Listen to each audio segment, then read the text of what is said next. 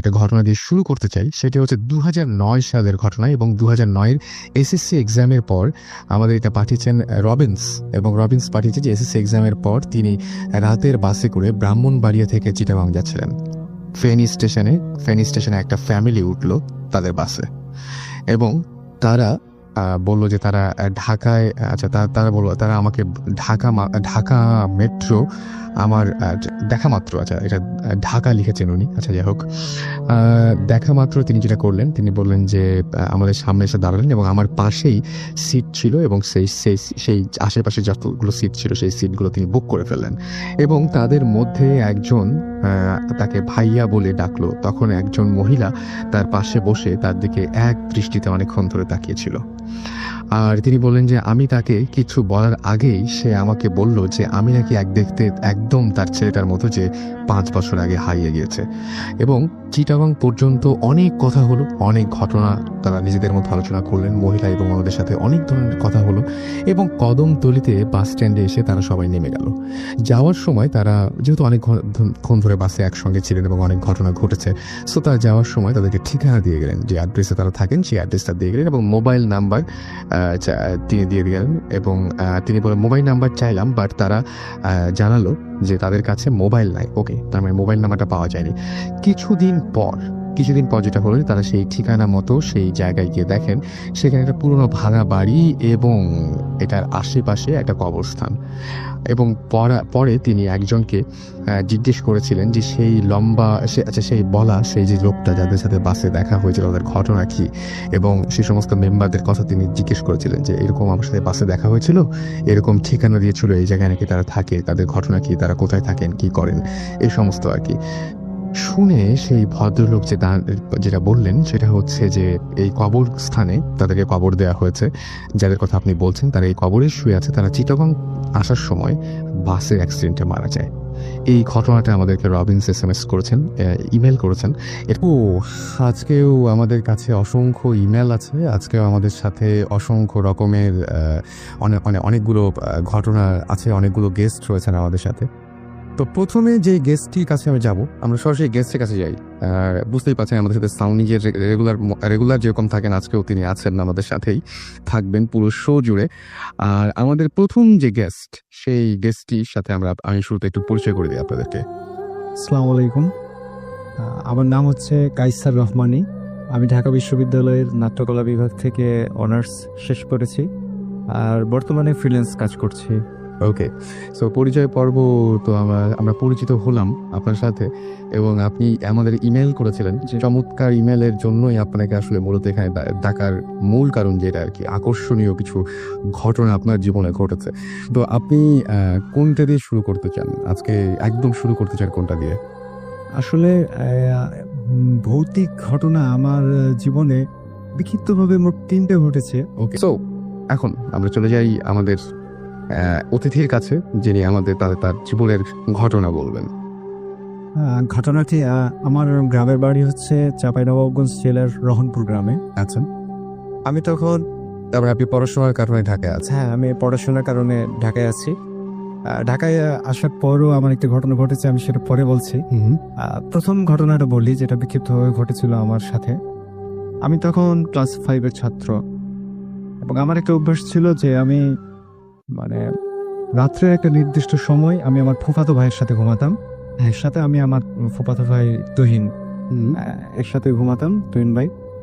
তারপরে একটা সময় আমার ঘুম ভেঙে যেত, সেটা 3টার সময় হতো বা 4টার সময় হতো।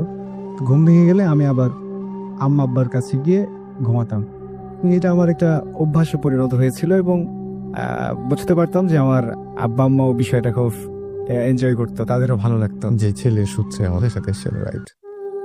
তো একদিন আমি এরকম আমার ঘুম 3টা-4টার দিকে, টাইম নির্দিষ্ট বলতে পারবো না, 3টা-4টার মধ্যেই হবে।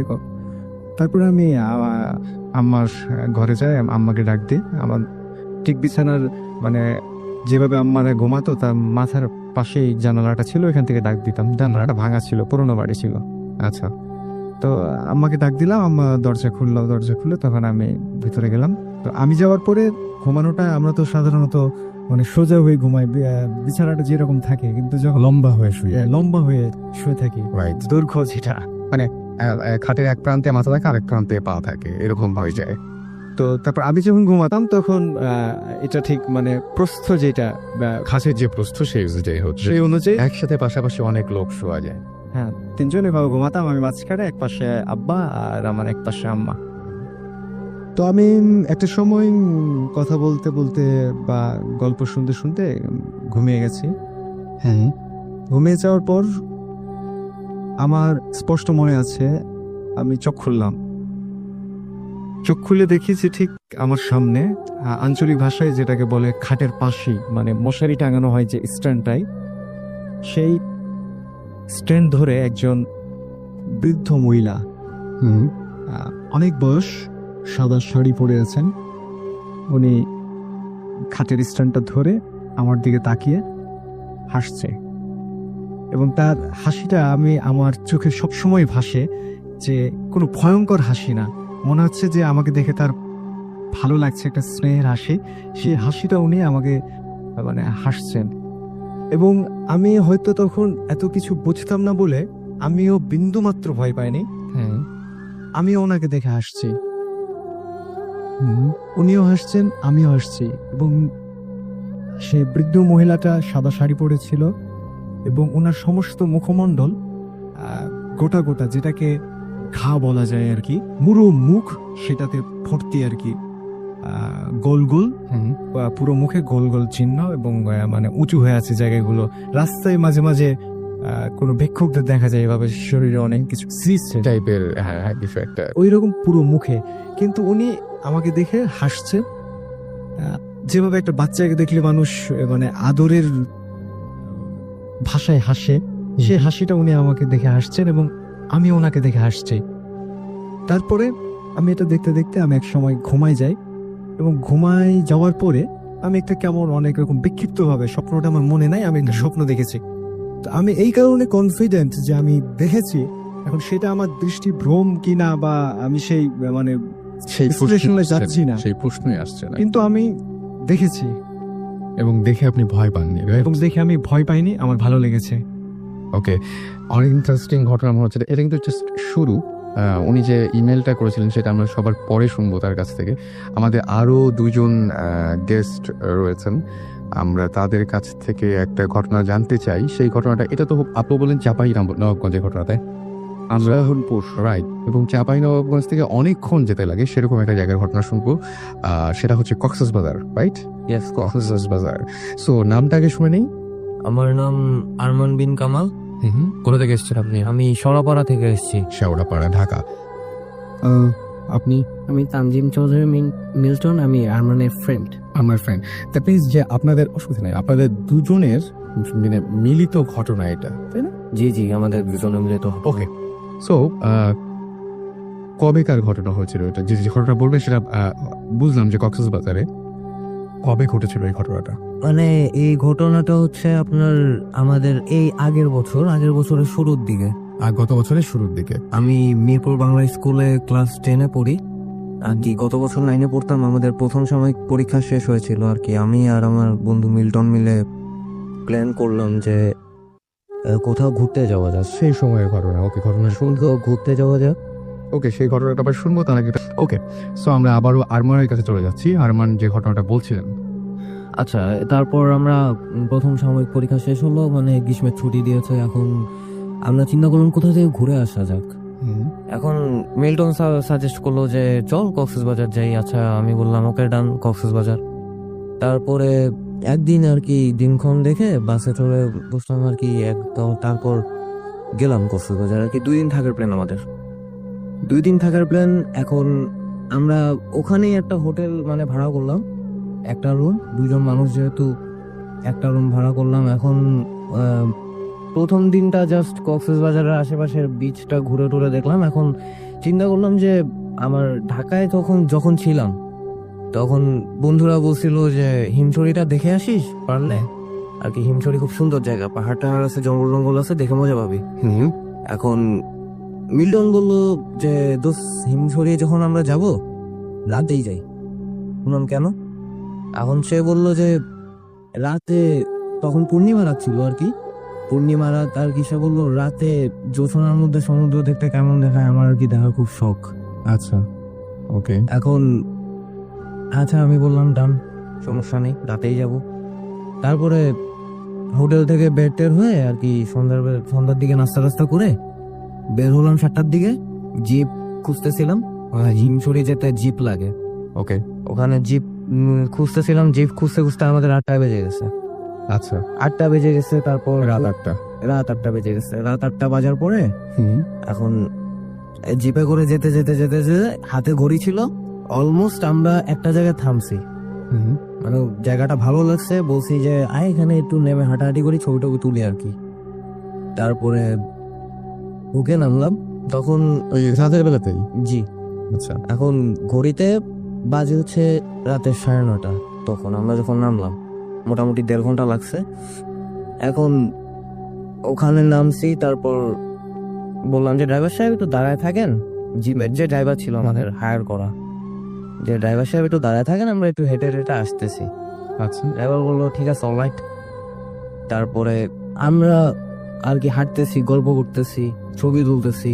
এখন অনেকক্ষণ মানে 5-6 মিনিট হাঁটলাম, মানে আমাদের জিপটা আমাদের দৃষ্টিসীমার বাইরে চলে গেছে। হুম, তখন মানে আমরা যেদিক থেকে আসছিলাম আর কি ওদিকেই হাঁটা শুরু করছি। এখন আমাদের ডান দিকে জঙ্গল, আচ্ছা, মাঝখানে আমরা বিচের উপর দিয়ে হাঁটতেছি, ডান দিকে জঙ্গল, বাম দিকে হচ্ছে সাগর, যেটাকে সি বলে। হুম, এখন আমরা মানে আমি জিনিসটা ফার্স্টে নোটিস করছি, মিল্টন পরে নোটিস করছে জিনিসটা। হুম, এখন আমি নোটিস করলাম যে দাদা দাদা বলতে বলতে কে যেন মানে আসতেছে আর কি, শব্দটা কাছে আগায় আসতেছে আমার।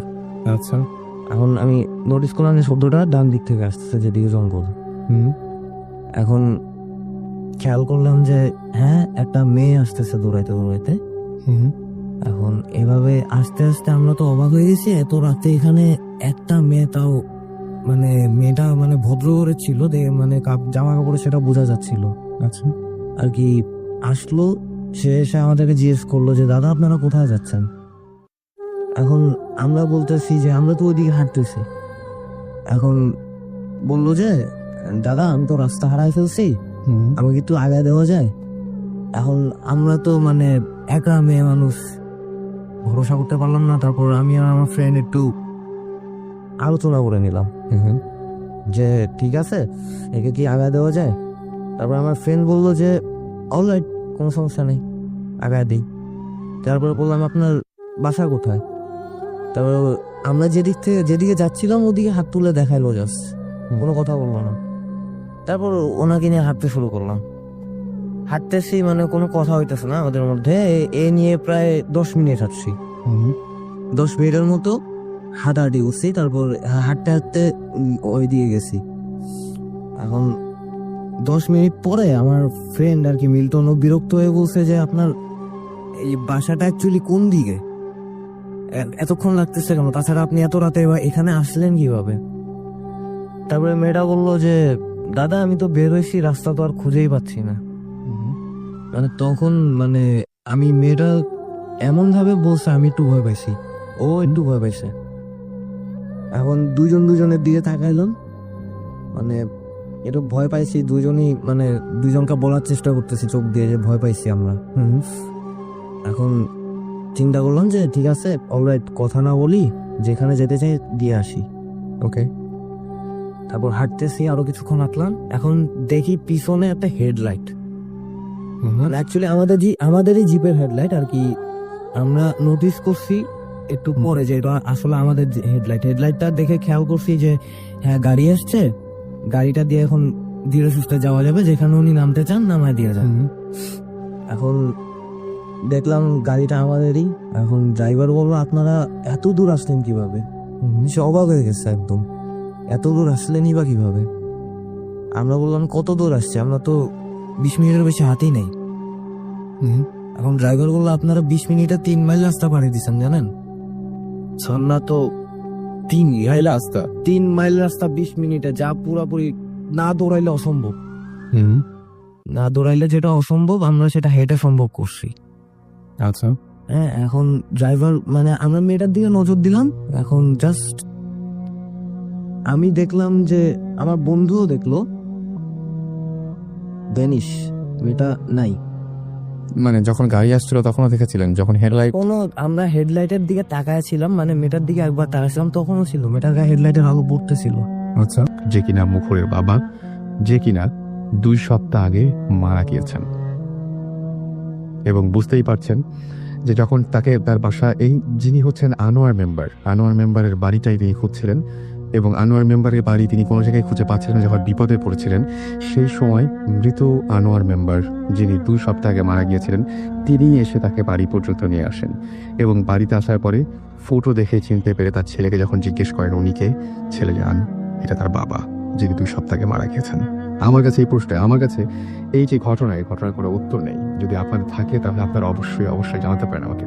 আমরা চলে যাবো আবার আমাদের প্রথম গেস্টের কাছে। আমার কাছে মনে হয় যে ঘটনাটা যথেষ্ট রকমের মানে নাড়া দেবার মতো। সো আমরা আবার যাব, কেমন লাগলো ঘটনাটা? চমৎকার। ওকে, সো আপনার আরেকটা ঘটনা আছে না? আরো কয়েকটি ঘটনা আছে। ইনফ্যাক্ট আমরা সেকেন্ড ঘটনায় যাই। এই ঘটনাটা হচ্ছে আমাদের যেটা পুরনো বাড়ি থেকে শুরু করি ভাইয়া, শিওর গল্পটা একটু লম্বা হবে। শিওর, কোনো সমস্যা নাই। হ্যাঁ, আমাদের পুরনো বাড়িটা ছিল মাটির দোতলা। চাঁপাইনবাবগঞ্জ মানে রহনপুর গ্রামে বরেন্দ্র এলাকায় কিন্তু মাটির দোতলা বাড়ি ওগুলাই। তো আমার দাদা স্থানীয় এক হিন্দুর কাছ থেকে বাড়িটা কিনেছিলেন। ওনার নাম ছিল পোড়া, ওনার নাম ছিল, আমরা চিনতাম তাকে। তখন আমি ছোট অনেক, কিন্তু সবকিছু বুঝতে পারি আর মনে রাখতে পারি, এই বয়সটা ছিল তখন। তো স্বভাবতই আমরা মানে জয়েন্ট ফ্যামিলি ছিলাম, চাচা চাচি, আমরা সবাই একসাথে, প্রত্যেক চাচা চাচি, 2 চাচা, আমরা, ফুপু, আমাদের এক ফুপু থাকতেন আমাদের সাথে। তো একটা সময় মানে ওই বাড়িটাই আমার চাচিকে নিয়ে আমরা সবসময় মজা করতাম মানে কি, মানে চাচি এগুলো খুব বিশ্বাস করতো, ভূত প্রেত জিন, মানে প্যারানর্মাল যা কিছু তা নিয়ে তার বেশ ভয়ভীতি ছিল আর কি। এবারে আমরা একটু, বিশেষ করে আমি ভাইয়া একটু মজা পেতেন আপনারা? আর না, স্মার্ট যে এগুলো হতে পারে কিনা, হতে পারে না, এগুলো করতাম। তো চাচি বলতেন যে ওই বাড়িতে রাত্রেবেলা কে যেন নুপুর পায়ে হেঁটে বেড়ায়। ওকে, আমি কখনো শুনি নাই, আমার আম্মা শুনেছে। একদিনের ঘটনা, দাদা বাইরে থেকে নক করছে দরজা। আমার চাচি, রাত তখন 10টা-11টা হবে। আর ওই সময় তো আমরা মানে হারিকেন, লণ্ঠন যেটাকে বলে গ্রাম্য ভাষায়, লণ্ঠনের আলোতে পড়াশোনা করতাম। ইলেকট্রিসিটি অনেক সময় থাকতো না, সন্ধ্যাবেলা পড়তে বসতাম ওই হারিকেনের আলোয় ওই সময়টা। ওকে, আমাদের বাড়ির ভেতরে ছিল একটা লম্বা বট গাছ, তাল গাছ, আর বাইরে ছিল একটা বট গাছ। ওকে, তো ওই বট গাছ আর তাল গাছ নিয়ে প্রচলিত যে গল্পগুলো হয় যে 1 পা তাল গাছে 1 পা বট গাছে ওগুলি আছে, এগুলো আর বলছি না। তো চাচি একদিন রাত 10টা, 9:30, 10টার দিকে, আমার দাদা ছিলেন একটা স্কুলের হেডমাস্টার এবং পাঞ্জিত মানুষ ছিলেন খুব উনি। তো দাদা দরজায় শব্দ করেছেন, চাচি দরজা খুলেছেন। দরজা খোলার পরে দাদা ঘরের মধ্যে ঢুকেছে। চাচি দরজা লাগিয়ে দেখি যে কেউ নাই। আচ্ছা, কিন্তু একজন মানুষকে তিনি বাসার মধ্যে নিজেই ঢুকিয়েছেন এবং চাচি বলছেন আমি মানে দাদার শরীরের যে সুবাস বা গন্ধ, সেই গন্ধ উনি পেয়েছেন যেটা দাদার, কিন্তু দেখেছে দাদা নাই। আচ্ছা, তো দাদা ওনার পাশ দিয়ে গেছে। তো যাই হোক, এই সমস্ত ঘটনা বাড়িটাতে ঘটতো, আমাদের সামনে কখনো ঘটে নাই। আমরা বিভিন্ন কারণে আমরা আমাদের একটা নতুন বাড়ি তৈরি করি, যেটা রহনপুর খড় মোড় জায়গাটার নাম।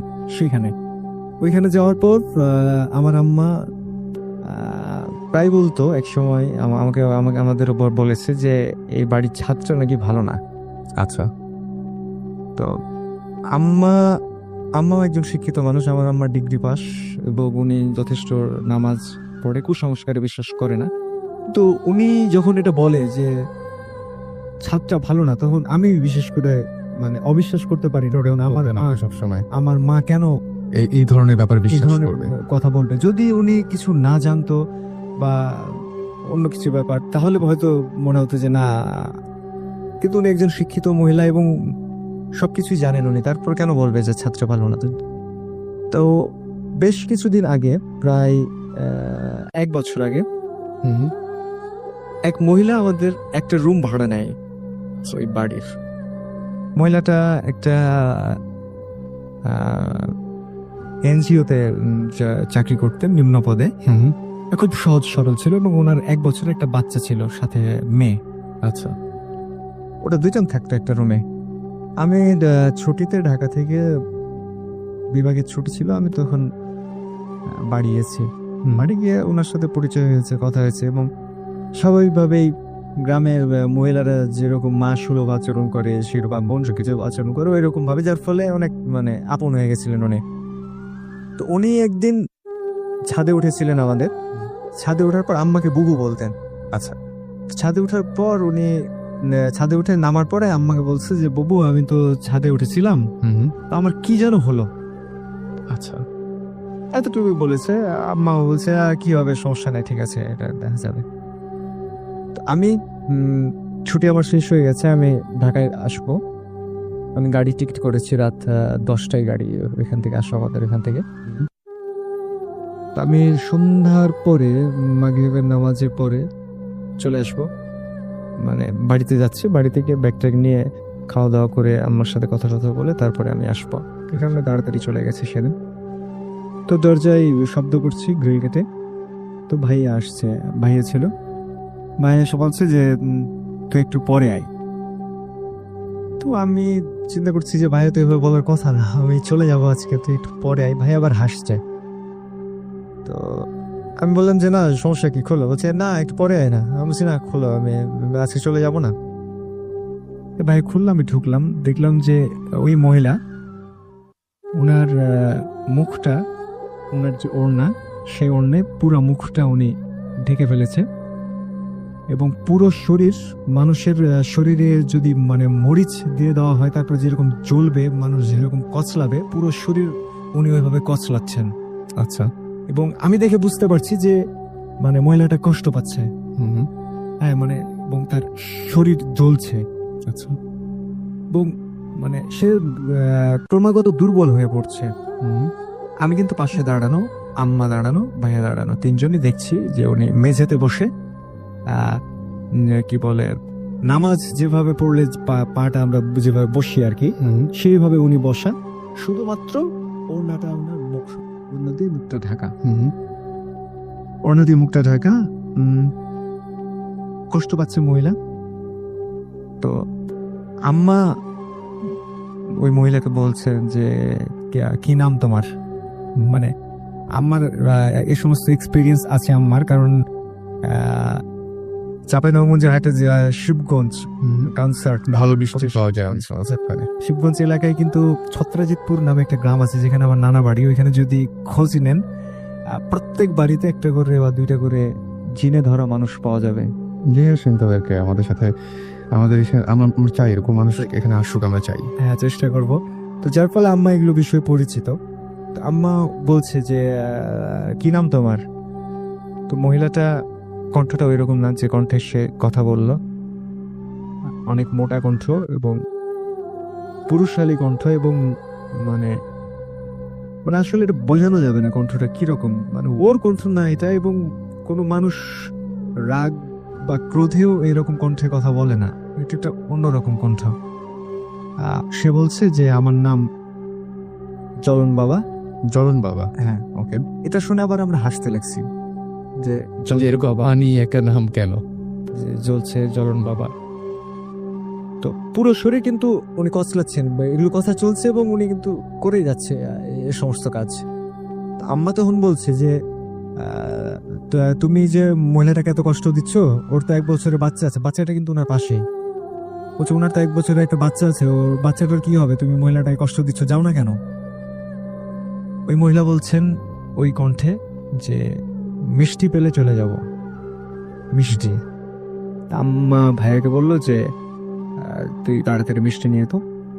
ভাইয়া মিষ্টি আনার জন্য বের হচ্ছে, ওই সময় আবার উনি ডাক দিলেন যে শোন, উনি কিন্তু আপনি করে বলে আমাদেরকে, তখন বলছে শোন, মিষ্টি হাত দিয়ে তুলবি না, চামচ দিয়ে তুলে নিয়ে আসবি। ভাইয়া গেল, ভাইয়া গিয়ে 2টা মিষ্টি নিয়ে আসলো। 2টা মিষ্টি নিয়ে এসে ওর সামনে দিয়েছি। এতক্ষণ পর্যন্ত কিন্তু মহিলা আরো ক্লান্ত হয়ে গেছে, পুরো শরীর উনি কচলাচ্ছে, জ্বলছে, মানে চিৎকার করছে, কষ্ট পেলে যেভাবে মানুষ চিৎকার করে যন্ত্রণা পেলে। তো মিষ্টি 2টা একটা প্লেটে আম্মা ওর সামনে দিল। মহিলাটা রেগে গেল, রেগে বলছে পানি কোথায়? আম্মা আবার তাড়াতাড়ি এক গ্লাস পানি এনে দিল। তো আমার মানে এতক্ষণ পর্যন্ত আমি হয়তো ভেবেছিলাম যে এটা কোনো রোগ বা কিছু, বা আমার কাছে হাস্যকর লাগছিল একটু, বা কিন্তু মানে আমি নাট্যকলার স্টুডেন্ট, পাশাপাশি মানুষের মন নিয়ে আমাদের একটু বেশি কাজ করতে হয় ডিপার্টমেন্টে। তো আমি তো ওই মহিলাকে চিনি, তো ওই 1 সেকেন্ডে বা 2 সেকেন্ডে মহিলা যে মিষ্টি 2টা খাইলো,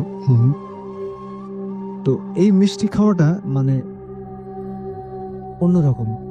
ওই মুহূর্তে কেন জানি আমার মনে হয়েছে যে ওনার ভিতরে অন্য কেউ আছে। ওই মিষ্টি খাওয়া দেখে যে এভাবে মানুষ খায় না, বা একজন অসুস্থ মানুষ এভাবে খেতে পারে না। আচ্ছা, উনি কি যেন একটা সিম্বল, যেটা আমি মানে হয়তো মানে দেখালে বোঝানো যেত, বলে বোঝানো যাবে না যে মানে কিভাবে উনি মিষ্টি 2টা খেলো। খাওয়ার পর যেহেতু প্রতিশ্রুতি দিয়েছিল যে মিষ্টি পেলে চলে যাবেন, খাওয়ার পর ওনাকে দেখলাম যে ঘরটাতে ঘুরতে লাগলো, শরীর কচলাচ্ছে আর ঘুরছে। সিনেমায় আমরা যেভাবে দেখি যে কোনো কিছু যাওয়ার আগে একটা ব্যাপক তোলপাড় করে যায়, এরকম ভাবে ঘরটাতে উনি ঘুরতে ঘুরতে ঘুরতে ঘুরতে ঘুরতে মানে হঠাৎ করে বিছানা ছিল, বিছানার উপর শব্দ করে পড়ে গেল। তারপরে মানে ওই যে মহিলা যে কষ্টটা পেয়েছে, মোটামুটি 2 দিন সে বিছানা থেকে উঠতে পারেনি। এটা আমি দেখেছি ওইখানে। এটা আপনার একদম নিজের চোখে দেখা? এটা আমার নিজের চোখের দেখা। এবং মানে আম্মা যে ওই কথাটা বলতো যে এ বাড়ির ছাদটা ভালো না, তো ওই মহিলা তো জানতো না যে এ বাড়ির ছাদটা ভালো না, বা যদি জানতো তাহলে তো মানে আম্মার কথাটাই ঠিক হলো। যদিও আমাদের কোনো ক্ষতি এ পর্যন্ত আল্লাহর রহমতে হয় নাই, কিন্তু মানে ওই মহিলাটা এটা দেখে আমার মানে বিশ্বাস হয়েছে যে আসলে ছাত্রটা হয়তো কোনো সমস্যা থাকতে পারে। ওকে, আচ্ছা, আমাদের আরেকজন গেস্ট রয়েছেন, আমরা তার সাথে একটু পরিচিত হবো। আপনার নামটা একটু বলবেন? আমার নাম দেবাশিস দে পঙ্কজ, ময়মনসিংহ মুক্তাগাছা। ময়মনসিংহ মুক্তাগাছা থেকে আপনি এসছেন। ওকে, আপনারও তো আজকে একটা ঘটনা মানে আপনি আমাদের সাথে শেয়ার করবেন। এই ঘটনা ঠিক কতদিন আগে ঘটেছিল? এইটা আজ থেকে প্রায় 4 বছর আগে। 4 বছর আগে ঘটেছিল না? ওকে, আগে আমরা পঙ্কজের স্টোরি বা যে ঘটনাটা ঘটেছিল সেই ঘটনাটা একটু শুনে আসি। ঘটনাটা হচ্ছে আজ থেকে 4 বছর আগে। তো আমি আমার যে খালা আছে ওনার বাড়িতে গিয়েছিলাম ইন্ডিয়াতে। তো ওই জায়গা থেকে ব্যাক করার সময় আমি যে ঘটনাগুলো বলবো সেগুলো হচ্ছে আমাকে নিয়ে ঘটছে এরকম কিছু ঘটনা। তো ঘটনাটা বলি যে আমি আর আমার ফ্রেন্ড একবার ফরেস্ট দিক গেলাম। তো ফরেস্ট দিক যারা গেছেন তারা নিশ্চয়ই দেখছেন যে উপরে ওঠার জন্য 2টা সিঁড়ি আছে, একটা হচ্ছে ডানে আর একটা হচ্ছে বামে। তো ডান দিকে তো একটা ঝর্ণা আকারের একটা জিনিস আছে, ঝর্ণার মতো। তো আমি আমার ফ্রেন্ড উপরে উঠলাম ডান থেকে সিঁড়িটা দিয়ে। তো আমরা উঠলামকে মানে অনেকক্ষণ ঘোরার পরে আমার ঝর্ণার পাশে এসে বসলাম, আর আমার ফ্রেন্ড উইনার ছিল আমার সাথে। তো ওকে বললাম যে তুই যা পপকর্ন নিয়ে। তো গেল, আমিও খুব অন্যমনস্ক হয়ে মানে ঝর্ণার পানি দেখেছিলাম। তো অনেকক্ষণ মানে খুব অন্যমনস্ক হয়ে পানি দেখেছিলাম আমি। তো হঠাৎ আমার চোখ বামে গেল, সেখানে আমি দেখলাম যে একটা মহিলা কালো কাপড় পরে মানে ওনার সারা গায়ে কালো কাপড় পরা, মানে চাদরের মতন একটা, আর কাপড়টা ছিল খুব পুরনো, কুচো হয়ে উনি ঝর্ণার উপর একটা তাক আছে সেখানে বসে রয়েছে। তো সেখানে বসার আসলে কোনো স্কোপ নাই, সেখানে বসা মানে সম্ভব না অ্যাকচুয়ালি সেটা না যে ওখানে কেউ মানে বসে না। তো আমি একটু আশ্চর্য হলাম যে কি ব্যাপার, মহিলাটা এরকম করে বসে রইলো কেন, মাথা নিচু করে কুচো হয়ে, আর চুলগুলো ছিল এলোমেলো। তো আমি উঠলাম, উঠে একটু দাঁড়ায় উকি টুকি মারলাম। তারপরে আমি ভাবলাম যে হয়তো বা এমনি বসে রয়েছে। যাই হোক, আমি আবার আমার মতো করতেছি।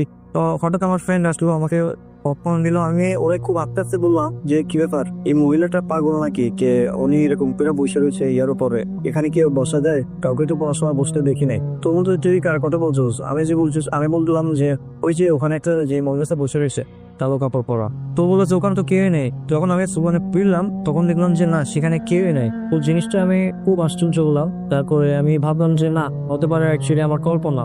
যাই হোক, আমি তারপর আর কারোর সাথে ঘটনাটা শেয়ার করে নেই।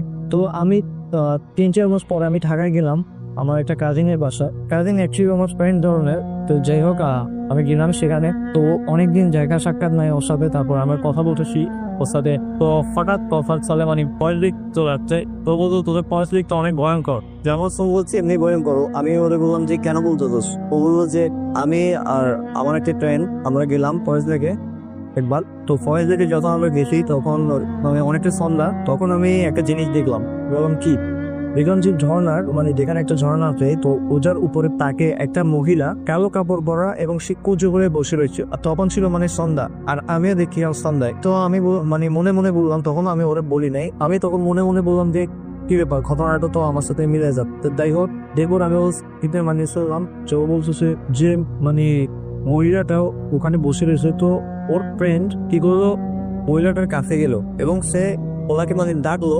তো উনি যখন ওনার দিকে তাকাইছে, তাকে ও বেহুশ হয়ে গেছে। মানে মহিলাটার চেহারা যে মানে এতটাই ভয়ঙ্কর ছিল যে ও সাথে সাথে বেহুশ হয়ে গেছে সেখানে। তো আমার ফ্রেন্ড ও কি করলো, ফ্রেন্ডকে সেখান থেকে সবাই আসলো, মানে ওকে তারপর বাসায় নিয়ে চলে গেছে ওরা। তো ইত্যাদি ইত্যাদি এরকম আরো কিছু বললো। তো আমি বললাম যে তুই প্রথম যে ঘটনাটা বলছো সেটা তো আমার সাথে মানে আমিও এই জিনিসটা পেজ করছি। তো তখন আমরা দুজনেই আসলে ভয় পেলাম জিনিসটা, কারণ আমি মনে করছিলাম হতে পারে এটা আমার কল্পনা, কিন্তু না, এটা আমার ফ্রেন্ড।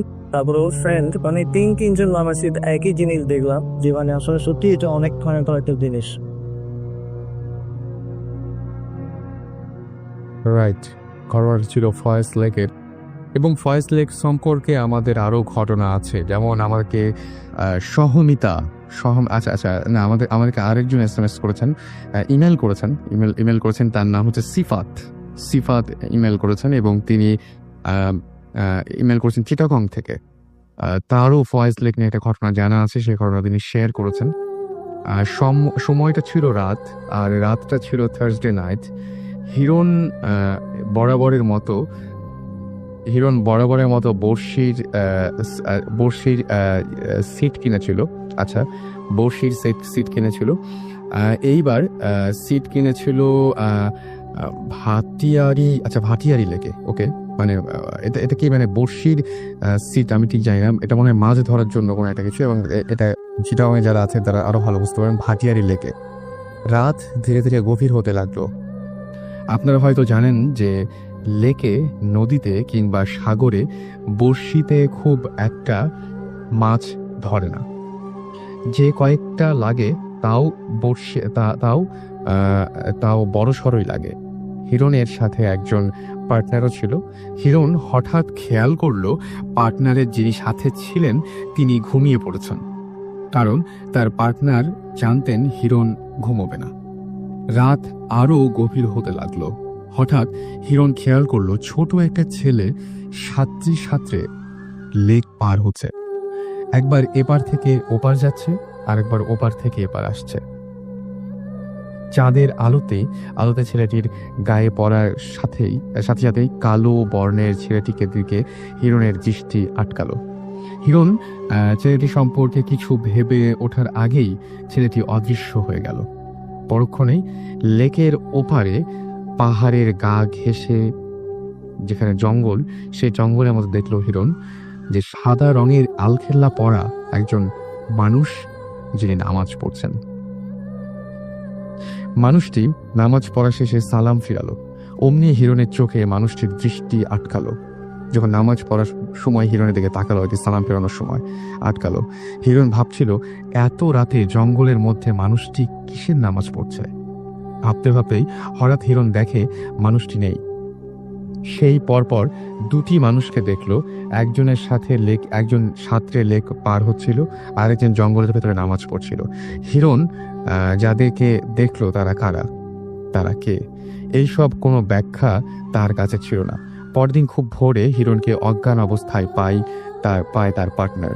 পরদিন খোঁজ খবর নিয়ে স্থানীয় মানুষদের কাছে জানা গেল রাতে এরকম অনেকেই অনেক কিছু দেখে। হিরণেরও সেরকম একটা ব্যাপার হয়েছে এবং হিরণের কাজিন সিফাত এই ঘটনাটি আমাদের ইমেল করেছেন। সো ফয়েস্ট লেক নিয়ে এরকম অসংখ্য ঘটনা আছে, আমি বুঝতে পারছি। সেই ঘটনাগুলি যদি আপনার জানা থাকে, আপনি যদি স্টুডিওতে আসতে চান, অলওয়েজ ওয়েলকাম। আর আপনি যদি আমাদের লিখে পাঠাতে চান তাহলে অবশ্যই লিখে পাঠাতে পারেন bhuthfm@radiofurti.fm। এছাড়া আপনি আমাদের SMS করে যদি আসতে চান জানাতে পারেন। আমাদের SMS করার নিয়মটি হচ্ছে মোবাইলের মেসেজ অপশনে গিয়ে টাইপ করে ফেলতে হবে আপনাকে SHOUT শাউট স্পেস আপনার নাম স্পেস আপনার মেসেজ পাঠিয়ে দিতে হবে 9840 নাম্বারে। আমরা আবারও ফিরে যাব আমাদের প্রথম অতিথির কাছে। ওকে, একটা নামটা বলে আবার শুরু করবেন। অনেকেই হয়তো অনেকক্ষণ আমরা অন্য বিষয় নিয়ে আলোচনা করেছি। সো ওর নাম কাইসার রহমানি। উনি এর আগে দুটো ঘটনা বলেছেন পরপর, তাই না? চাঁপাইনবাবগঞ্জের ঘটনা। হ্যাঁ, চাঁপাইনবাবগঞ্জে। আমার মূল ঘটনাটার আগে কি আরেকটা ঘটনা বলা যাবে? হ্যাঁ শিওর, আপনি বলতে পারেন। সেই ঘটনাটাও আমিও প্রত্যক্ষদর্শী। আমি এর আগেও বললাম যে আমি আর আমার ফুফাতো ভাই, কাজিন তুহিন ভাই, আমার অনেক সিনিয়র, আমরা একসাথে এক ঘরে ঘুমাতাম। মানে ফুফাতো ভাই আমাদের সাথে থাকতেন। তখন আমি ক্লাস 8 অথবা 9-এ পড়ি। তো আমাদের বাড়িটা মাটির দোতলা, তার পাশে আবার একটা ছোট্ট কয়েকটা ঘর। তো আমাদের যেটা বাথরুম ছিল সেটার কোনো দরজা ছিল না, সেটা ছিল আপনার চট, গ্রামে চট বলে ওটাকে আর কি, মানে যেটা বলছে ওটা দিয়ে দেওয়া হয়েছিল ওটার উপরে বাথরুমে। তো আমি ঘরে তিন ভাইয়া প্রায় রাত তখন 2:30-3টা এরকম হবে, উঠেছে বাথরুমে যাবে এর জন্য। ওকে, তো উঠে দেখে যে পানির শব্দ। তো উনি লাইট যেহেতু উনি অন করেছে, আমার ঘুম ভেঙে গেছে। তো উনি আবার ভাবলো যে মামি মানে আমার আম্মা অথবা আব্বা থাকতে পারে। তো উনি আম্মার কথাটা বেশি মনে করছে, যে মামি হয়তো আছে, এই জন্য আবার চলে আসছে ওখান থেকে ঘরে। 10-15 মিনিট পরে আবার সেখানে গেছে, দেখেছে পানি পড়ছে। ওকে, তো উনি বিষয়টা খুব সহজভাবে নিয়েছে, আসছে। এসে আবারও প্রায় 15-20 মিনিট পরে গেছে, দেখেছে তখনও পানির শব্দ। পানি ব্যবহার করলে যেরকম শব্দ সেরকম শব্দ আছে। তারপরে এসে আমাকে বলছে যে কি বাথরুমে মনে হয় মামি গেছে অথবা মামা গেছে। মানে আমি জিজ্ঞেস করেছি যে কি ব্যাপার। তো এতক্ষণ লাগার তো কথা না, প্রায় 45 মিনিট 1 ঘন্টা হয়ে গেছে এরকম। তখন আমি রুমে বসা, তুইন ভাইয়া ওই যে জানালার কথা বললাম, ওই যে জানালায় গিয়ে বলছে মামি মামি এভাবে ডাকছে। তখন আম্মা কথা বলেছে। আম্মা যখন কথা বলেছে তখন মানে তুইন ভাইয়ার ফার্স্ট প্রশ্নটা মাথায় আসছে যে তাহলে ওইখানে গিয়ে বাথরুম রহমানি যেহেতু রুমে, মামি রুমে, তো বলছে যে বাথরুমের লাইটটা জ্বালান তো। মানে জিন লাগে বাথরুমের লাইটটা আমাদের ঘর থেকে, আম্মার ঘর থেকে যেত। আম্মা এটা দিয়েছে, তো লাইটটা দেওয়ার আগেই তুই ভাই আবার ওই রুম থেকে বাথরুমের ওইখানে গেছে। তো উনি দেখি কি এক মহিলা এবং মহিলার সাথে একটা 2-3 বছরের বাচ্চা, দুইজনই বাথরুম থেকে আচ্ছা, বের হয়ে তুই ভাইও, মানে আমাদের আবার একটা গোল ঘর ছিল, ওইদিকে গোল ঘরটা ছিল, পরবর্তীতে গরুও ছিল না, গোল ঘরটাকে মানে আর ছিল না, যাতায়াত করা যেত গোল ঘরের ভিতর দিয়ে, কিন্তু যাতায়াত করা যেত, কিন্তু বাড়ির বাইরে আপনি যেতে পারবেন না, মানে স্পেস আর কি, মানে ভিতরে। বুঝতে পেরেছি। তো ওইখানে মানে ওইদিকে ওনারা ওই দুজন বাচ্চা এবং মহিলা দুইজনই দৌড় দিয়েছে। ওকে, দৌড় দিয়ে দেখে তুই ভাইয়াও ওদের পিছনে দৌড় দিছে। একটা সময় মহিলাটা, মানে গ্রামের ভাষায় এটাকে ড্যানা বলে, বাহুটা, মহিলাটা ওই ছেলের এই বাহুটা ধরা মাত্র মানে ওইখান থেকে নিখোঁজ। মানে দুজন অদৃশ্য হয়ে গেছে কিরকম? দুইজন অদৃশ্য হয়ে গেছে একদম চোখের সামনে। একদম চোখের সামনে। তখন আমি আসছি, আম্মাও আসছে দিয়ে বললো যে এই ঘটনা। বাথরুমে গেলাম, বাথরুমে গিয়ে দেখলাম যে অনেকক্ষণ বাথরুম ইউজ না করলে দেখতে কিন্তু খুব ভালো লাগে যে বাথরুমে কোনো পানি নাই, শুকিয়ে গেছে পুরো জিনিসটা, পুরা বাথরুম শুকিয়ে গেছে, শুকানো মানে ওখানে কোনো পানির ব্যবহার হয়নি, কিন্তু পানির আওয়াজ পাওয়া গিয়েছে। আওয়াজ পাওয়া গিয়েছিল। তো এবার আমার মানে যে এটাও কিন্তু বেশ ভয়ঙ্কর ঘটনা। সেটা হচ্ছে যে আমার এসএসসি পরীক্ষার সময় আমার আব্বা মারা যায়। আব্বা মারা যাওয়ার পরে আমি ঢাকায় খালাম্মা খালুর কাছে মানুষ হয়েছি। এই পর্যন্ত আমি খালাম্মা খালু মানে আমার দেখাশোনা করেন। তো আমি ঢাকায় আসার পর খুব অনেকদিন পর পর বাড়ি যাই। আর স্বাভাবিকভাবে আমি বাড়ি গেলে পড়াশোনা কম করি এবং আড্ডাটা বেশি দিই এবং আমার বন্ধু বান্ধব প্রচুর, যে কারণে আম্মাও চায় না যে আমি বেশি বাড়ি আসি, মানে আমার জন্য যে ওখানে থাকলেই পড়ানো বেশি করবে। তো একবার আমি এই ঘটনা কিন্তু ভাই পাশে ব্র্যাকেটে লিখেছিলাম মারাত্মক। আপনারা একটু যারা শুনছেন এই মুহূর্তে আমি বলবো যে খুব খুব কনসেন্ট্রেট করবেন এই ঘটনার উপরে। ঘটনাটার ভেতরে একটা মানে কি বলবো ভয়াবহ একটা ব্যাপার আছে। এবং আপনারা জিনিস খেয়াল করবেন যে আজকে সবগুলো ঘটনার কাছাকাছি ধরনের, আমাদের যেটা প্রত্যেকবার মানে এই কোইন্সিডেন্সটা হয় যে প্রত্যেকটা ঘটনা একটু কাছাকাছি ধরনের। তোমার শুনি। তো প্রথমে আমাদের গ্রামটার একটু বর্ণনা দিই যে চাঁপাইনবাবগঞ্জ জেলার লাস্ট স্টেশনটা হচ্ছে রহনপুর স্টেশন, মানে ওটার পরে ইন্ডিয়া। আমি গিয়েছি, আমি ওই দিক দিয়ে মানে ওই পুরো জায়গাগুলো আমার দেখা আছে, এই জন্য যে আমি ওই দিক দিয়ে একবার ইন্ডিয়া গিয়েছিলাম। আচ্ছা, হতে পারে। তো আমাদেরটা লাস্ট স্টেশন, যার ফলে মানে আমাদের রহনপুর গ্রামে অসংখ্য পাগল দেখা যায়। মানে সম্ভবত ট্রেনে উঠে যাওয়ার পর ট্রেন আমাদের এখানে তো অনেকক্ষণ থাকে, ট্রেন দুই দিন থেকে যায়। যখন দেখে যে চলছে না তখন হয়তো তারা নেমে পড়ে, যার কারণে বিচিত্র রকমের পাগল কিন্তু মানে 2-1 মাস পর পরই সেখানে দেখা যায়। তো রহনপুর বড় বাজার যেটা, সেখানে একজন পাগল ছিলেন, ওর নাম হচ্ছে সামো পাগল। আমরা স্থানীয়ভাবে তাকে সামো পাগল বলি।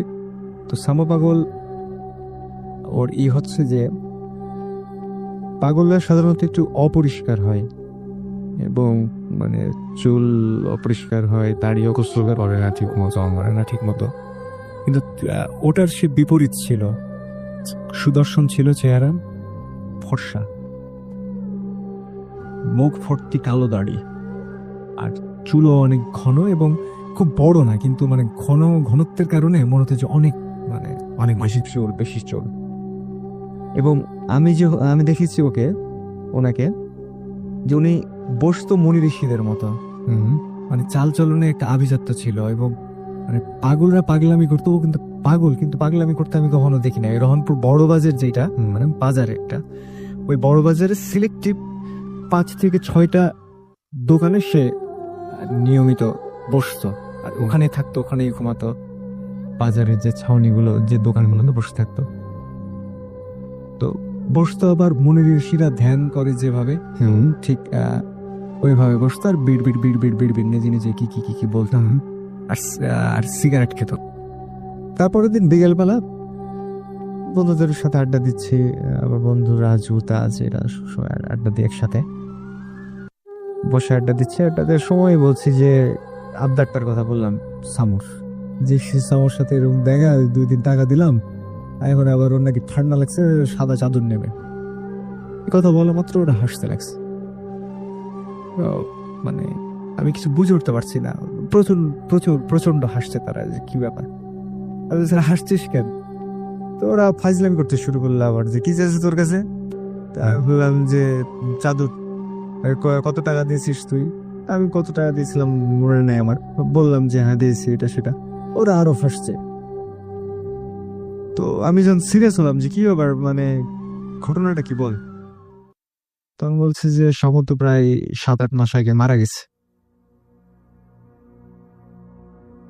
তো মানে এই কথা শুনে মানে আমিও বুঝতে পারছি না যে মানে ওরা কি আমার সাথে তাহলে কি ফাইজলামি করছে নাকি, সেটা কারণ আপনার সাথে সামুর তার আগে কয়দিন দেখা হয়েছে মোটমাট? আমার মোট 3বার 3বার দেখা হয়েছে এবং 2বার টাকা চেয়েছে, 1বার চাদর চেয়েছে। চাদর চেয়েছে। মাঝখানে শুধু 2 দিন দেখা হয় নাই তার সাথে আমার, মানে এবং 4-5 দিন প্রত্যেকবার ছিল। কি গোরস্থানের সামনে দেখা হয়েছিল? প্রত্যেকবার গোরস্থানের সামনে। এবং লাস্টে একবার যে কিন্তু আমি তাকে গোরস্থান থেকে আসতে দেখিনি। আচ্ছা, মানে তার আশাটা হয়েছে হঠাৎ, সে কোথা থেকে কোন দিক থেকে আসছে এটা আমার মনে হয়নি। আর মনে হয়নি এই কারণে যে একটা পাগল মানে আসতেই পারে, আমার কাছে সেটা মনে হয়েছে। তো ওরা যখন বললো যে মানে সমু মারা গেছে, তখন আমি আমার ঘটনাটা মেলাতে পারলাম না। তখন আমি মানে কাউকে বিশ্বাস করাতে পারলাম না যে বিষয়টা আসলে আমার সাথে এই ঘটেছে। তো আমি তাদেরকে সব ঘটনা খুলে বললাম। ওদের মধ্যে হয়তো কেউ বিশ্বাস করলো, কেউ করে নাই।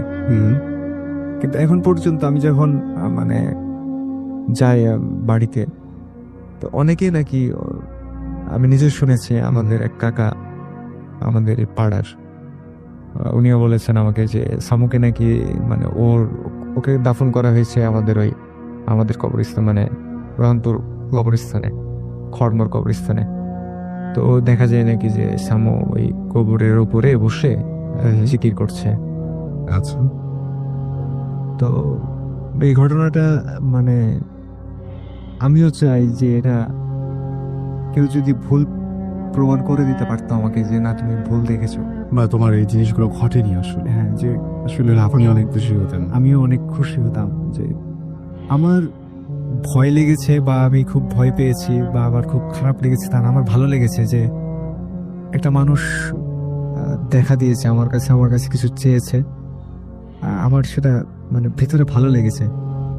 কিন্তু যখন মানুষ বলে যে না এসব কিছু না, এটা তুমি ভুল দেখেছো, এখন দেখেছি তো আমি, বুঝবেন আপনি মানে একদম। আপনি কি করে বুঝবেন যে আমি ভুল দেখেছি না ঠিক দেখেছি? দেখেছি তো আমি, এবং আমি দেখেছি, আমি সামুকে দেখেছি এবং সে এসেছে। এবং আমিও চাই যদি কেউ এটা প্রমাণ করে দিতে পারে যে না আসলে তুমি দেখোনি, কারণ আমার কাছে তো এখন এটা রহস্য হয়ে আছে যে মানে কেন আপনি একদমই বিলিভ করতেন না ব্যাপারগুলো যে এরকম হতে পারে বা এর ধরনের না কিছু। সুতরাং এমন না যে মানে একটা জিনিস পরপর 3বার ঘটেছে আপনার কাছে, হ্যাঁ এবং আপনি জানতেন না যে এই লোকটা জীবিত না মৃত। হ্যাঁ আমি জানতাম না, কারণ হচ্ছে যে একটা পাগল বেঁচে আছে না মারা গেছে এটা Important কারো কাছে। বন্ধুদের আড্ডার ভেতরে এটা একটা কোনো ইম্পর্টেন্ট বিষয় না। তো যখন আমি শুনলাম যে প্রায় 7-8 মাস আগে সামু মারা গেছে, তখন মানে আমি থান্ডার হয়ে গেছেন যে এটা কিভাবে সম্ভব হলো। আমি কি বলবো, মানে আমি বোঝাতে পারছি না যে এটা কি করে সম্ভব। যদি আসলে প্রত্যেকের জীবনে এরকম একটা করে ঘটনা ঘটতো তাহলে হয়তো বোঝানো যেত যে না ভাই যা দেখেছি, মানে এটা বলে বোঝানো যাবে না।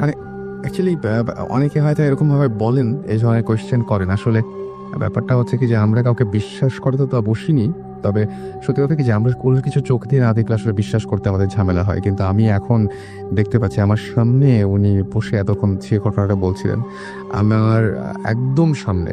সুতরাং যদি তিনি মানে গল্প হিসেবেই বলতেন তাহলে হয়তো বোঝা যেত, কারণ এক্সপ্রেশনগুলো খুব অদ্ভুত টাইপের ছিল। এবং আপনার সাথে নিশ্চয়ই সুসম্পর্ক ছিল এবং কয়েকজন মানুষের মধ্যে আপনি একজন পরিচিত মানুষ, মানে খুবই কাছের মানুষ ভাবতো আপনাকে। এবং রাসেল ভাই, আমি মানে একটা কথা বলতে চাই যে আমার দাদা একজন পণ্ডিত মানুষ ছিলেন এবং উনি একটা স্কুলে, প্রাইমারি স্কুলে হেডমাস্টার ছিলেন এবং ওই ঘোড়ায় চড়ে স্কুলে যেতে আগের মানুষ যেটা করতো, লম্বা ছিলেন এবং হাদিস কোরআন এই সমস্ত সবকিছু ওনার পবিত্র কোরআন ওনার নখদর্পণে ছিল। মানে এতটা উনি মানে ইসলাম নিয়ে থাকতেন। তো আমার দাদাকে দেখতাম যে উনি ঘুমিয়ে আছেন, শুয়ে আছে, শুয়ে থাকতে থাকতে হঠাৎ মানে থাপ্পড় মারছেন এভাবে শুনলে, আচ্ছা, বা লাথি মারছেন শুনলে। জিজ্ঞেস করতাম দাদা কি হয়েছে, বলছে দৌড়া আমাকে খুব ঝামেলা করে, আমাকে খুব জ্বালায়। মানে কে জ্বালায়? বল জিনরা জ্বালায়, এই জন্য উনি মার দিয়ে সরাচ্ছেন। আমার কাছে যেটা প্রশ্ন হলো যে আমার দাদা বা আমার মা বা আমার চাচি আমাকে কেন একটা ভুল জিনিস বলবেন বা কেন একটা মিথ্যা কথা বলবেন যে আমি এটা দেখেছি, যে আমি দরজা খুললাম আমার দাদা ঢুকলো, পিছন দিকে গিয়ে দেখে যে না দাদা ঢুকে নাই। এটা আমার চাচি আমাকে কেন বলবে? Very true. রিপন এবং পীযূষ আমাদের এসএমএস করেছেন এবং তারা বলছেন যে আচ্ছা তাসবির এসএমএস করেছেন ফ্রম রাহনপুর এবং তিনি বলছেন ঘটনা অনেক ক্রিটিক্যাল। যে ঘটনাটা আপনি বললেন সেই ঘটনাটা আসলে অনেক ক্রিটিক্যাল ঘটনা এবং তারা বললেন যে সামু পাগলা অনেক ভালো ছিল, মানে তার মানে উইচ ইজ মানে কি বলবো যে সত্যি যে ব্যাপারটা সেটা আরো একবার বুঝে নেন আপনারা সবাই। এবং তিনি বলছেন থ্যাংক মানিক ভাইয়া। হ্যাঁ, আমার মানে আমাকে ওখানে মানিক নামে সবাই চেনে। সো ওখান থেকে এসএমএসটা এসছে, তসবির নামে কেউ একজন এসএমএস করেছেন অ্যান্ড তিনি বলেছেন যে ঘটনা তাকে নিয়ে যে ঘটনাগুলো সে ঘটনাগুলো আসলে ক্রিটিক্যাল এবং সামু পাগলা যে অনেক ভালো ছিল সেটা তিনি বলছেন। সো সবকিছু আসলে এরকমভাবে উড়িয়ে দেওয়া যায় না, সবকিছু উড়িয়ে দিতে নাইও। মানে আমার যেটা মনে হয় যে আপনার বিশ্বাস অবিশ্বাস যাই হোক না কেন এটা আসলে কোনো তর্ক করার মতো বিষয় না। আমি শুধু এটুকু বলবো যেটা সত্যি না মিথ্যা এই বিষয়টা নিয়ে তর্ক করার কিছু নাই। আসলে আপনার ইচ্ছা হলে আপনি বিশ্বাস করবেন, না ইচ্ছা হলে বিশ্বাস করবেন না, এবং বিশ্বাস করা বা বিশ্বাস না করাটাও কিন্তু জরুরি না। ব্যাপারটা যে আপনার যদি জানতে ইচ্ছা করে আপনি জানলেন। হ্যাঁ, মানে আমি কিন্তু করে দিয়ে আপনার এই প্রশ্নের উত্তর দেবো না যে আমি বিশ্বাস করি কি বিশ্বাস করি না, সেই প্রশ্ন এখানে আসছে না। সো ব্যাপারটা এইরকমই আর কি। যাই হোক, আপনার যদি কোনো অভিজ্ঞতা থাকে তাহলে অবশ্যই আপনি শাউট লিখে স্পেস দিয়ে আপনার নাম লিখে স্পেস দিয়ে আপনার মেসেজটা লিখে পাঠিয়ে দিতে পারেন 9840 নাম্বারে। অ্যান্ড রিয়েলি আপনাদের থ্যাঙ্কস জানাচ্ছি যে বছরের শুরুর দিনটাতে আপনারা সবচাইতে বেশি মানুষ যে শুনছেন আপনাদের এসএমএস দেখে বুঝতে পারছি আমরা সেটা। আমি দেখতে পাচ্ছি এখন আমাদের এসএমএস করেছেন শিমুল এবং তিনি বলেছেন যে আচ্ছা সামু কি ইসলামিক শরিয়াত মতে চলতেন কিনা তিনি এটা জানতে চেয়েছেন। ব্যাপারটা হচ্ছে মানে সামুকে আসলে ধর্মটাও পালন করতেন কিনা জানতে চেয়েছেন, যে সেটা ইসলাম হোক বা হিন্দু হোক যাই হোক। না, ওনাকে কখনো দেখি নাই মন্দিরেও যেতে কিংবা মসজিদেও যেতে। ম্যাক্সিমাম সময়ই দেখতাম যে চুপচাপ ওই মনির ঋষিরা যেভাবে বসে সেভাবে বসে নিজের সাথে নিজে কথা বলছে। ওকে, সেটাই স্বাভাবিক যে একজন মানুষ যাকে সবাই পাগল হিসেবে জানে তার পক্ষে আর এর চাইতে মানে কি বলবো যে অন্য কোনো স্পেসিফিক কোনো কিছু করার প্রশ্ন খুব একটা বেশি আসছে না। পিয়াল লিখেছেন আমাদেরকে, পিয়াল এসএমএস করেছেন এবং আবি আমাদের এসএমএস করেছেন, আলম এসএমএস করেছেন, আলিফ এসএমএস করেছেন, রুমি এসএমএস করেছেন আমাদেরকে, তুবা এসএমএস করেছেন, জামান, তারপরে স্বাধীন, মামুন এসএমএস করেছেন আমাদেরকে, তাশিক এসএমএস করেছেন, শিমুল, সাইফ সহ আরো অনেকে। সো সবাইকে থ্যাঙ্কস জানাচ্ছি আরো একবার এসএমএস পাঠানোর জন্য। এবং এসএমএস গুলো হয়তো পড়া হচ্ছে না কিন্তু সেই এসএমএস গুলো সযত্নে আমাদের কাছে সংরক্ষিত থাকবে। এটা নিয়ে আপনি একদম চিন্তা করবেন না, এটা আপনি একদম পুরোপুরি ধরে নিতে পারেন। আমি আরেকটা ঘটনা একটু আপনাদের সামনে শেয়ার করব, সেটা হচ্ছে যে আমাদের একজন এসএমএস করেছেন এবং তার নামটি হচ্ছে, তিনি এটা বলছেন যে সোহেল নাসিরাবাদ চিরাং থেকে এসএমএস করেছেন এবং তিনি বলছেন রাসেল ভাই, আমি আপনাকে এবং আপনার সুমন ভাই, সাকিব ভাই, জিবরান ভাই, বুথ এফএম এর সংশ্লিষ্ট সবাই এবং সকল লিসনারদের অবশ্যই শুভেচ্ছা জানাচ্ছি। আমার নাম সোহেল, চট্টগ্রামে থাকি। ভূত এফএম আমার প্রিয় একটি অনুষ্ঠান, অনেক ভালো লাগতো শুনতে, অনেক ভালো লাগে শুনতে, খারাপ লাগে যখন অনুষ্ঠানটা শেষ হয়ে যায়, আর অপেক্ষায় থাকি কখন ফ্রাইডে নাইট আসবে। আরো ভালো লাগতো যদি অনুষ্ঠানটা সপ্তাহে 2 দিন প্রচার করা যেত। যাক, সে কথা, আমি ভূত এফএম বিষয়ক ব্যাপারগুলোতে অনেক কৌতূহলী। আজকে আমার জীবনে পর্যায়ক্রমে ঘটে যাওয়া কিছু এক্সপেরিয়েন্স আপনার সাথে শেয়ার করতে চাই। আমি তখন ক্লাস 8-এ পড়ি, থাকতাম নারায়ণগঞ্জের মিশন পাড়াতে একটা দোতলা বাড়িতে। বাড়িটার 3 দিকটা ছিল বড় বড় কচুরি পানাওয়ালা পুকুর। ওই সময় নারায়ণগঞ্জে পুকুর বেশি ছিল। দোতলা বাড়িটার পাশের ফ্ল্যাটে ছিল একটি ফ্যামিলি। ভদ্রলোক ছিলেন ব্যাংকার, ওনার 3 মেয়ে 1 ছেলে। ছেলেটা আমার সাথে একই ক্লাসে পড়তো। আর ভদ্রলোকের ওয়াইফ ছিলেন রোগাটে গড়ন, ফর্সা গায়ের রং, কিন্তু মানসিকভাবে অসুস্থ ছিলেন। ওনার আচরণে সেটা প্রকাশ পেত। উনি আমাকে খুব আদর করতেন, যেহেতু আমি ওনার ছেলের বন্ধু ছিলাম। উনি বিনা কারণে হাজব্যান্ডের সাথে প্রায় ঝগড়া করতেন। আচ্ছা, তো আর অনেক রাত পর্যন্ত ছাদে উঠে বসে থাকতেন। আমরা প্রায় গভীর রাতে ওই বাড়ির ছাদে জুতো পায়ে দিয়ে ছাদের এক প্রান্ত থেকে অন্য প্রান্তে কারো দৌড়ে যাওয়ার শব্দ শুনতাম। মনে হতো একসাথে অনেকে খটখট শব্দ করে সারা ছাদে দৌড়ে বেড়াচ্ছে। ছাদে কোনো রেলিং ছিল না। একদিন মাকে এ ব্যাপারে জিজ্ঞেস করতে উনি বললেন, ওখানে খারাপ কিছু আছে, ছাদে কখনো যাবে না। কিন্তু আমার কৌতূহলী মনে প্রশ্ন দেখা দিল, যদি আন্টি অনেক রাত পর্যন্ত ছাদে থাকতে পারেন তাহলে আমি গেলে কি হবে? একদিন অনেক রাত পর্যন্ত পড়ছিলাম, রাত 12টা। পড়তে পড়তে ঘুম আসছিল। আমি বারান্দায় গিয়ে দাঁড়ালাম, বাসার সবাই ঘুম। হঠাৎ খেয়াল হলো সিঁড়ি দিয়ে ছাদে গিয়ে দেখি আন্টি ছাদে আছে কিনা। যদি থাকে কিছুক্ষণ গল্প করব। সিঁড়ি বেয়ে উপরে উঠে দেখি আন্টি ছাদের এক পাশে, যেখানে উনি প্রতিদিন বসে থাকেন পুকুরের দিকে মুখ করে, ওখানটায় বসে আছেন, চুলগুলো পিঠের ওপরে ছড়ানো। ছাদে চাঁদের যথেষ্ট আলো ছিল, আর আন্টি যেহেতু ফর্সা, ওনাকে আমি একটু দূর থেকে ভালোভাবেই দেখা যাচ্ছিল। আমি কাছে না গিয়ে একটু দূরে থেকে ডাকলাম, আন্টি কি করেন আপনি, বাসায় যাবেন না? উনি আমার দিকে না তাকিয়ে বললেন, পরে যাব। আমি আমার ছেলের কথা জিজ্ঞেস করলাম, আন্টি আজাদ কি পড়ছে না ঘুমিয়ে গেছে? উনি এবারও আমার দিকে না তাকিয়ে বললেন, মনে হয় ঘুমাচ্ছে। কিন্তু আন্টির কথাগুলো মনে হচ্ছিল অনেক ভারী স্বরের আর অনেক জোরে কথা বলছিলেন। আমি একটু চুপ করতেই এবার উনি আমার দিকে মুখ ঘোরালেন, আবারও একই স্বরে, এত রাত্রে তুই ছাদে আসছিস কেন, তাড়াতাড়ি ঘরে যা। আমি ওনার কথা শুনে হয়তো ততটা ভয় পাইনি, কিন্তু ভয় পেয়েছিলাম ওনার চোখ দুটো দেখে, রীতিমতো অজ্ঞান হবার মতো। দেখলাম ওনার চোখ দুটো লাল টকটকে হয়ে আছে, মনে হচ্ছিল চোখ দিয়ে আগুন বের হবে। আমি দৌড়ে বাসায় চলে আসি। সারা রাত ঘুমাতে পারিনি। পরের দিন মাকে এই ঘটনাটা বললাম, মা অনেক বকলেন।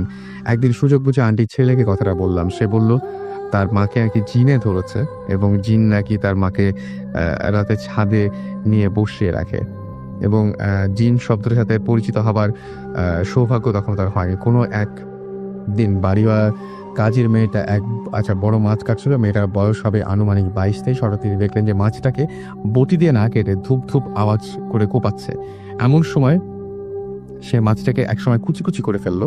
এরপর সে মাছ কাটা রেখে চুল খোলা অবস্থায় নাচানাচি করতে লাগলো, কখনো গান গাইতে লাগলো। এরকম অদ্ভুত অদ্ভুত অদ্ভুত সব ঘটনা শুরু করলো সে। এবং একজন এই ধরনের কিছু ঘটনা সেই বাসায় ঘটতো তিনি উল্লেখ করেছেন। এবং সেই বাসাতে যখন তাকে সবাই বাড়িওয়ালা এবং কয়েকজন বয়স্ক মহিলা তাকে একসময় সে হচ্ছে জ্ঞান হারিয়ে ফেলে, এবং বাড়ির সবাই তাকে হচ্ছে ওই যে জুতা বা ঝাড়ু এই সমস্ত দিয়ে পেটাতে শুরু করে। এরকম ধরনের ঘটনা সেই বাড়িতে ঘটতো। এবং ব্যাপারটা হচ্ছে এরকম অনেক ঘটনাই তিনি গল্পটা আসলে অনেক বড়, আজকে অত সময় নেই, আমি শেষ করবো হয়তো অন্য কোনো একদিন। তার আগে আমাদের যেহেতু গেস্ট আছে, আমরা গেস্টের কাছে ফিরে যাই। এই ঘটনাগুলো তার সাথে ঘটেছিল। আমি দেখলাম যে ঘটনাটা শেষ হওয়ার আগে আরেকটা নতুন ঘটনা শুরু হয়েছে। আপনার একটা ঘটনা আছে কক্সবাজার নিয়ে, আপনি বলছিলেন। আপনার নামটা আরেকবার বলবেন? আমার নাম দেবাশিস পঙ্কজ। রাইট, পঙ্কজ, আপনার কিছু ঘটনা আছে, আমরা সেই ঘটনাগুলো খুব সংক্ষিপ্ত আকারে ছোট ছোট করে শুনতে চাই। তো ঘটনাটা হচ্ছে প্রায় 2 বছর আগের ঘটনা। আমি কক্সবাজার যাই, তো যাওয়ার পরে আমি একা যাই ওই পার। তো একটা সিএনজি নিয়ে বের হওয়ার পরে ওই হিমসুরির দিকে যে এইটা আছে, রাস্তাটা আছে, ওই রাস্তা দিয়ে যাওয়ার সময় আচ্ছা, আমি তাই একটা কথা বলবো যে ওই ঘটনাটা শেষ করে দিই আমি, যে কাজের মেয়েটাকে যখন পেটাতে শুরু করলো, কাজের মেয়ে কিছু বেশি গেস করতে পারতো। যেমন বাড়িওয়ালার বড় ছেলের বউ প্রেগনেন্ট ছিল।